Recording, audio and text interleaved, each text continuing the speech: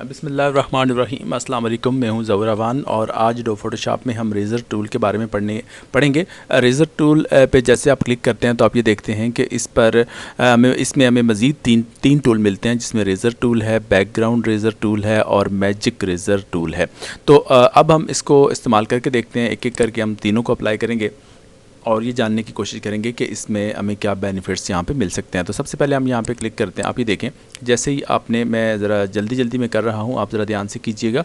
तो मैं एक इसका जो है वो बैकग्राउंड, जैसे मैंने इसको रेज़ करने की कोशिश की तो ये मेरा कलर्ड करता हुआ जा रहा है और ये आप ये देख रहे हैं कि ये वो कलर है जो कि आपको यहाँ पर नज़र आ रहा है। ये जो इसका बैकग्राउंड कलर हमने यहाँ पर सेट किया था, अगर हम इस कलर को चेंज करें और इसको फ़र्ज़ करें कोई दूसरा कलर दे देते हैं, तो जैसे ही अब मैं इस पर यहाँ पर अप्लाई करूँगा तो ये दूसरा कलर हो जाता है और अगर हम चाहें तो इसको वाइट कलर भी कर सकते हैं बैकग्राउंड में।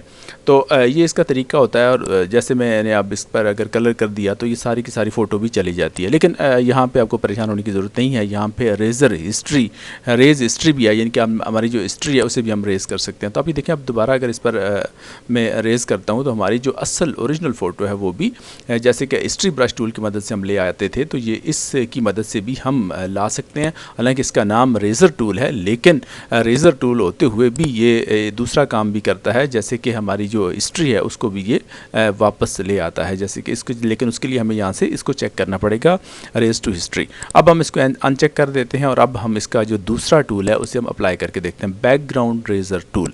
अब बैकग्राउंड रेज़र टूल ये है कि जैसे जैसे आप इस पर क्लिक करते जाते हैं, जो चीज़ आपने रिमूव करनी होती है उसका जो बैकग्राउंड है वो मुकम्मल तौर पर आप यहाँ से रिमूव कर पाते हैं, जैसा कि मैं आपके सामने करके आपको दिखा रहा हूँ। तो आप जो आप जहाँ आप अपना कर्सर लेके जाएंगे तो वो एरिया बिल्कुल ट्रांसपेरेंट होता जाएगा बैकग्राउंड से।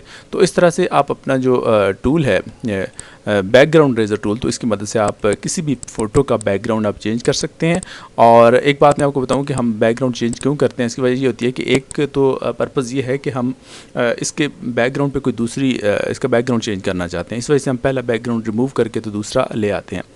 इसके अलावा भी इसका एक तरीका, इसकी एक वजह ये भी होती है कि हम ने इसका बैकग्राउंड ट्रांसपेरेंट ही रखना होता है। जैसे पीएनजी फॉर्मेट में हम इसको सेव करते हैं और जब हमने वेबसाइट्स पर और सोशल मीडिया पर और दीगर किसी जगह पर भी आपने इसको जब अप्लाई करना होता है, पिक्चर को शो करना होता है, तो इसका बैकग्राउंड कुछ भी नज़र नहीं आता, वो मुकम्मल तौर पर ट्रांसपेरेंट होता है।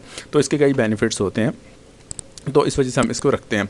बहरहाल ये दूसरा टूल है हमारे पास जिसकी मदद से हम इसका बैकग्राउंड हमने यहाँ से रिमूव किया। तो अब मैं इसका जो है वो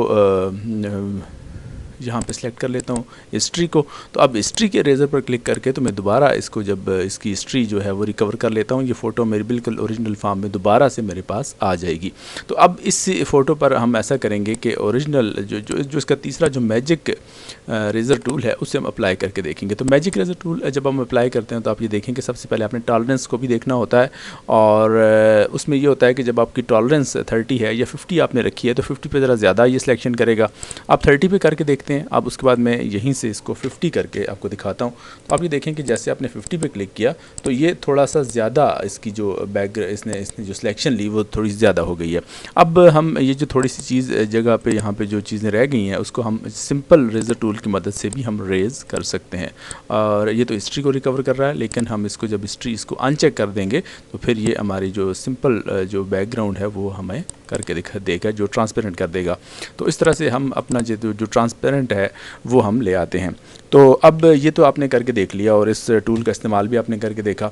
अब अगर हम इसको पीएनजी फॉर्मेट में सेव करें तो देखें उसके फिर क्या रिज़ल्ट निकलते हैं। अब आपके सामने जब आप यहाँ पे टॉप पे जाते हैं तो सेव पर आप इसको क्लिक करेंगे। जैसे ही आप सेव पर क्लिक करते हैं तो मैं इसको कोई नाम देता हूँ, जैसे कि TOT के नाम से मैंने इसको सेव कर दिया। लेकिन यहाँ ड्रॉप डाउन में आप ये देख लें कि आपने जो सिलेक्शन करनी है वो करनी है PNG फॉर्मेट। आप ये देखें कि PNG आपके पास यहाँ नीचे मिलता है, आपको ये PNG है, आप इसको सेलेक्ट कर लिया। लेकिन याद रखें कि आपने जो फाइल का नाम रखा है वो TOT के नाम से सेव कर रहे हैं आप, तो सेव कर देते हैं डेस्कटॉप पर। तो अब हम ऐसा करते हैं कि डेस्कटॉप पे जाके देखते हैं। अब जैसे ही डेस्कटॉप पे हम आते हैं तो आप ये देखेंगे आपकी ये फाइल है, ये ट्रांसपेरेंट फॉर्म में आपको नज़र आ रही है, लेकिन यहाँ चूँकि छोटी फ़ोटो है तो हम इसको ज़रा सही तौर पर देख नहीं पा रहे। लेकिन हम ऐसा करते हैं कि इसको किसी और जगह पर ले जाते हैं। हम वर्ड की फ़ाइल है मेरे पास, इस पर मैं इसको इंसर्ट करके ले आता हूँ। यहाँ पे हम जाते हैं तो यहाँ से हमारे पास जो फ़ोटो है वो है TOT के नाम से। तो अब ये देखें कि जैसे ही मैं इसको यहाँ पे लेके आया हूँ तो आप ये देख सकते हैं कि इसका जो बैकग्राउंड है वो मुकम्मल तौर पर वो ख़त्म हो चुका है और वो ट्रांसपेरेंट है। यहाँ जो कुछ भी बैकग्राउंड में होगा वो आपको नज़र आएगा। अब यहाँ मैं इसका कलर अगर चेंज करना चाहूँ तो मैं उसका कलर भी चेंज कर सकता हूँ। अभी देखें तो दूसरा कलर मैंने अप्लाई किया तो वो भी यहाँ पे हो गया। तो अब आपने ये देखा कि ये जो इसका जो बैकग्राउंड है वो मुकम्मल तौर पर मैंने ट्रांसपेरेंट कर दिया है रेज़र टूल की मदद से। बहुत शुक्रिया मेरी वीडियो देखने का। अगर वीडियो अच्छी लगी तो लाइक, कमेंट और शेयर ज़रूर कर दें और मुनासिब समझें तो मेरा चैनल भी सब्सक्राइब कर दें। बहुत शुक्रिया आपका।